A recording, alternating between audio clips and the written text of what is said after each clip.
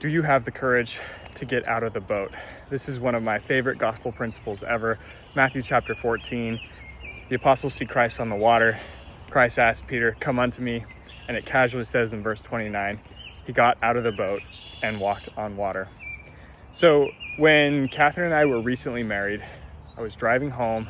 I didn't really think having kids early at the time would be the right call, especially because I was going to be busy going to medical school. But I just had this moment driving home where I felt so strongly. I felt God's love, and I knew that he wanted us to start talking about having kids. I sat on that impression for quite some time, several weeks actually, in fear, but ultimately decided to have courage. I talked to Catherine about it, and we decided to go through with it.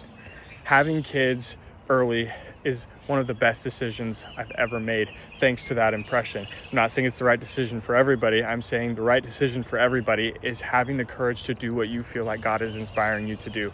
In my case, this process of medical school residency has been so much easier with kids from the standpoint of they give me purpose. They write me cute notes. They give me hugs when I get home from work. They motivate me more than anything. And so whatever it is you're sitting on, whatever impressions, whatever you feel inspired to do, if you have the courage to get out of the boat, you can do amazing things like walking on water. God will make it possible. And the best part is he'll be there to pull you out of the water if you ever fall short. I think that this principle over the last decade has been possibly the single best way for me to feel like I'm living life without losing my soul, keeping my soul on the path that Christ wants.